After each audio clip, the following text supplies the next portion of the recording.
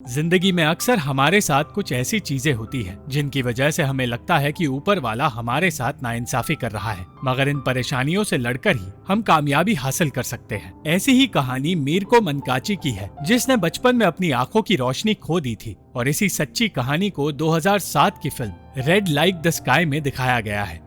मीरको एक ऐसा लड़का है जो 1970 के दौर में इटली के टस्कनी इलाके में रहता था। उसकी जिंदगी में सब कुछ ठीक चल रहा था और वो अपने पिता के साथ एक टीवी खरीदने के बारे में सोच रहा था। उसके माता पिता जानते थे कि उसे फिल्में देखने का शौक है, पर उसका ये शौक प्यार में बदलने लगा था।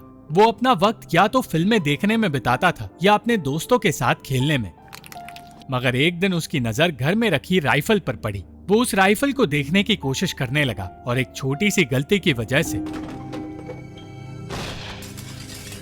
उस राइफल की गोली उसी पर चल गई। उसके पिता जल्द से जल्द उसे हॉस्पिटल तो ले गए, पर इस एक्सीडेंट की वजह से उसने अपनी आंखों की रोशनी खो दी। कई दिनों तक इलाज करने के बाद मीरको के पिता को बताया गया कि मीरको को अब नॉर्मल स्कूल में नहीं रखा जा सकता, क्योंकि अब उसे सिर्फ परछाइयां नजर आती है और कानून के मुताबिक ऐसे बच्चों को नॉर्मल स्कूल में पढ़ाया नहीं जा सकता। उसके पिता को यकीन था कि ट्रीटमेंट के साथ उसकी आंखें ठीक हो सकती है, पर डॉक्टर जानता था कि उसके लिए हालात बेहतर नहीं हो पाएंगे। उन्होंने बताया कि जेनोआ में एक स्पेशल बोर्डिंग स्कूल है जहां मीरको अपने जैसे बच्चों के साथ पढ़ पाएगा, मगर एक ऐसी उम्र में जब मीरको को उसकी माँ की जरूरत है, उसे घर से दूर भेजना उसके पिता को सही नहीं लगा। मीरको अब अपने दोस्तों के साथ खेल भी नहीं पा रहा था और वो खुद भी समझ गया था कि वो शायद कभी फिर से नॉर्मल जिंदगी नहीं जी पाएगा। ना चाहते हुए भी उसके माता पिता को उसे जेनोआ ले जाना पड़ा और स्कूल के प्रिंसिपल ने उन्हें बताया कि वहाँ उसे ऐसी चीजें सिखाई जाएंगी जो बाहरी दुनिया में उसके काम आ सके। उसके पिता चाहते थे कि मीरको आगे जाकर खुद ये फैसला ले कि उसे कौन सा काम करना है, पर प्रिंसिपल ने साफ साफ कह दिया कि उसके जैसे बच्चों के लिए ज्यादा ऑप्शंस बचते नहीं, इसलिए उन लोगों को प्रैक्टिकल होकर सच्चाई को अपना लेना चाहिए। मीरको को वही छोड़कर उसके माता पिता को घर लौटना पड़ रहा था और जाते हुए उन्हें एहसास हुआ कि शायद प्रिंसिपल की बातें सही थी। उस स्कूल का हिस्सा बनते ही फेलिचे नाम का एक लड़का मीरको से दोस्ती करने की कोशिश करने लगा, मगर ये दुनिया मीरको के लिए नई थी, इसलिए उसे घुलने मिलने में वक्त लग रहा था। उसे एहसास हुआ कि उसमें और बाकी के बच्चों में कोई फर्क नहीं है, और फेलिचे से बातें करते हुए उसे पता चला कि फेलिचे ने पैदा होते ही अपनी आंखें खो दी थी। वो फेलिचे को रंगों के बारे में बताने लगा और रंग समझाने के लिए उसने आसपास की चीजों का इस्तेमाल किया। उनकी बातें सुनकर कुछ बच्चे उन्हें चिढ़ाने लगे। वो बच्चे हमेशा फेलिचे को परेशान किया करते हैं, पर जब उन्होंने मीरको के साथ वही किया तो मीरको चुप नहीं रहा। उन बच्चों से लड़ने के लिए मीरको को सजा दी गई और उसे कमरे में रहने के लिए कह दिया गया। एक तरफ जहाँ दूसरे बच्चे बुनाई का काम सीख रहे थे, वहाँ मीरको कमरे में रहकर अलग अलग चीजों की आवाज सुनने की और उन्हें समझने की कोशिश कर रहा था। इसी कोशिश में उसे एक पुराना टेप रिकॉर्डर मिल गया और अपनी इमेजिनेशन का इस्तेमाल करके वो अलग अलग आवाजें रिकॉर्ड करने लगा।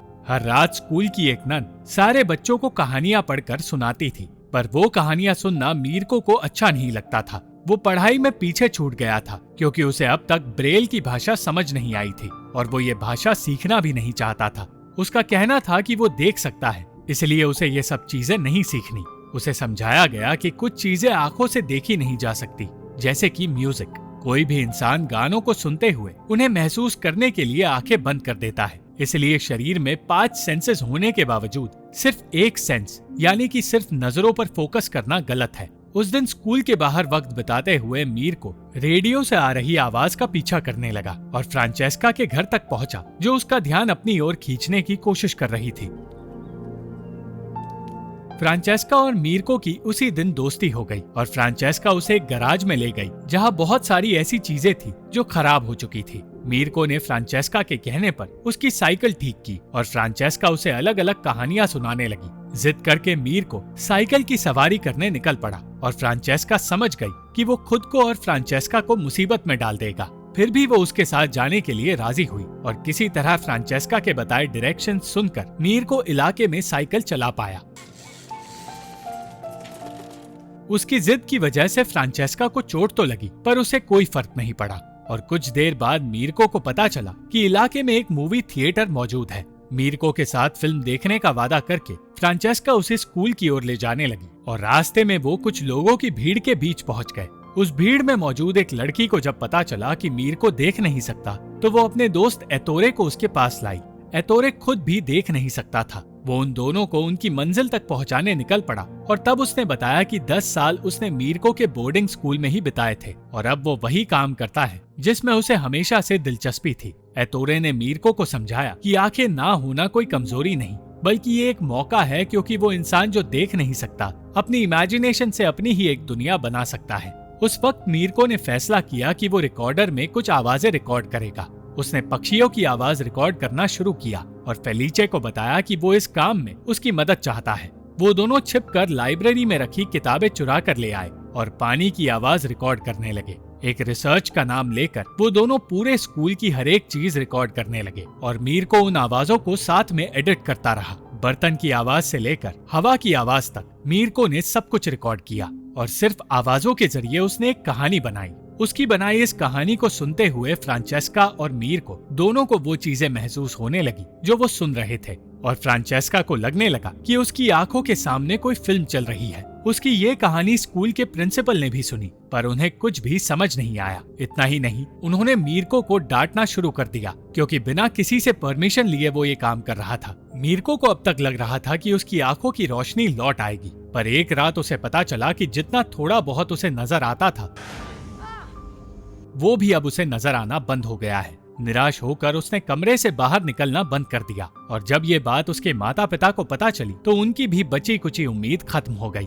मीरको के टीचर जूलियो ने उसे हिम्मत दिलाने की और खुश करने की कोशिश शुरू कर दी और जूलियो ने उसे बताया कि हर कोई चाहता है कि वो क्लास में लौट कर आए और टेप रिकॉर्डर की कहानियां उन सबको सुनाए। जूलियो ने मीरको को टेप रिकॉर्डर देने का वादा किया, मगर इसके बदले मीरको को ब्रेल की भाषा सीखने का वादा करना पड़ा। मीरको की माँ उसे अपने साथ घर ले जाना चाहती थी, मगर वो जानती थी कि स्कूल में रहना उसके लिए बेहतर होगा। मीरको ने अपनी कहानियों को बेहतर बनाने के लिए फ्रांचेस्का को कहानी नरेट करने के लिए कहा और आवाजों के जरिए उसी कहानी में अपनी इमेजिनेशंस को भरने लगा। इस बीच जूलियो सारे बच्चों को खुशी देने की कोशिश करता रहा और उसकी वजह से मीरको म्यूजिक सीख पाया।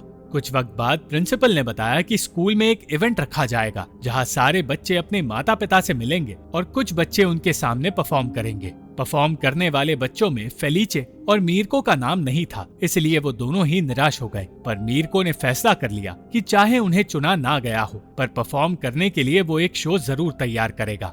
फेलिचे और दूसरे दोस्तों को लेकर वो गराज में गया जहाँ फ्रांचेस्का उनका इंतजार कर रही थी। मीरको ने हर किसी को कहानी का एक किरदार दिया जिसके लिए वो लोग डायलॉग्स बोलेंगे और कुछ दिन बाद वो एतोरे से मिलने उसके पास पहुंचा।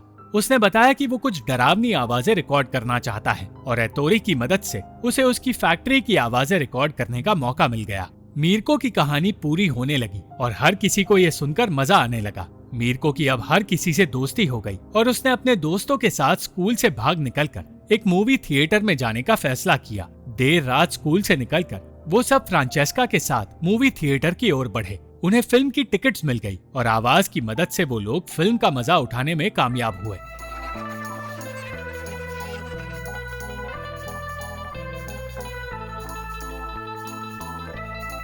इस बीच मीरको और फ्रांचेस्का एक दूसरे को पसंद भी करने लगे। स्कूल पहुंचने के बाद मीरको ने कुछ देर फ्रांचेस्का के साथ वक्त बिताया और फिर अगले ही दिन से वो सब कहानी पूरी करने की कोशिश में लग गए। उन बच्चों के अलावा कोई नहीं जानता था कि वो क्या कर रहे हैं, पर जब उन लोगों ने एक जंग की आवाज रिकॉर्ड करना शुरू किया तब प्रिंसिपल को इस सब के बारे में पता चल गया। हालात बदतर बनाते हुए फेलिचे ने कह दिया कि वो लोग फिल्म देखने भी गए थे और फ्रांचेस्का की माँ को उसे वापस घर ले जाना पड़ा। प्रिंसिपल ने मीरको को स्कूल से निकालने का फैसला किया और ये जानकर जूलियो निराश हो गया। ऑफिस में बैठे हुए उसकी नजर टेप रिकॉर्डर पर पड़ी और जब उसने रिकॉर्ड की हुई कहानी सुनी तो वो कहानी सुनकर हैरान हो गया। उसने बिना कुछ कहे प्रिंसिपल के आगे उन टेप्स को रख दिया और दूसरी ओर फ्रांचेस्का एतोरे की मदद मांगने उसकी फैक्ट्री की ओर बढ़ी। प्रिंसिपल ने उन टेप्स को सुनने से इनकार कर दिया, पर जूलियो ने समझाया कि मीरको चाहे दूसरे बच्चों से अलग हो, मगर वो टैलेंटेड है। प्रिंसिपल का कहना था कि वो खुद उन बच्चों जैसा है, इसलिए जानता है कि आजादी एक ऐसी चीज है जो उन जैसे बच्चों के नसीब में नहीं। इसलिए वो नहीं चाहता कि मीरको और दूसरे बच्चे सपने देखने की आजादी को चुने। जूलियो ने मीरको से अकेले मिलने का फैसला किया और बताया कि मीरको के अंदर एक स्पेशल टैलेंट छुपा है और वो टैलेंट उससे कोई छीन नहीं सकता। इसलिए स्कूल से निकलने के बाद भी उसे इस टैलेंट का इस्तेमाल करके खुद को बेहतर बनाना होगा। जूलियो समझ गया था कि ये स्कूल बच्चों को अच्छी जिंदगी जीना सिखा ही नहीं रहा, उन्हें बुनाई का काम सिखाया जाता है पर उनसे उनके सपने छीन लिए जाते हैं, जो किसी भी इंसान के लिए सबसे जरूरी चीज होती है। यही बात उसने स्कूल की मेड से कही, जिसने कहा कि ये बातें प्रिंसिपल को बताकर उसके खिलाफ आवाज उठाना जरूरी है। सिर्फ जूलियो नहीं, फ्रांचेस्का भी आवाज उठाने की तैयारी कर रही थी और उसने एतोरे से कहकर प्रिंसिपल के खिलाफ स्कूल के बाहर एक प्रोटेस्ट करवाया। इस प्रोटेस्ट की खबर शहर के मेयर तक पहुंच गई और प्रिंसिपल को हार माननी पड़ी, क्योंकि जूलियो ने भी कह दिया कि वो स्कूल के इवेंट की जिम्मेदारी खुद उठाएगा और कोई उसे मीरको की बनाई कहानी सामने लाने से रोक नहीं सकता। बच्चों के साथ मिलकर जूलियो ने इवेंट की तैयारी शुरू की और उन सब के माता पिता के आने का इंतजार करने लगा। हर किसी के माता पिता स्कूल में आए और मीरको के माता पिता भी वहाँ मौजूद थे। जूलियो ने उन सब से कहा कि अक्सर हम सही और गलत के बारे में सोचकर ये भूल जाते हैं कि इमेजिनेशन की भी एक दुनिया है। उसी दुनिया को वो बच्चे उन सबके सामने लाना चाहते हैं। हर किसी को उनकी आंखों पर पट्टी बांधने के लिए कहा गया और म्यूजिक और परछाइयों के जरिए मीरको की कहानी उन सबको सुनाई गई। जो कुछ मीरको ने रिकॉर्ड किया था वो सब अलग अलग आवाजों के साथ जोड़कर सबके सामने पेश किया गया और ये सब कुछ एक्सपीरियंस करने के लिए एतोरे भी अपने दोस्तों के साथ वहां आ पहुंचा। हर कोई ये कहानी सुनकर एक अलग दुनिया में गुम हो गया और अपनी इमेजिनेशन को लोगों के सामने लाने की मीरको की लड़ाई सफल हुई। –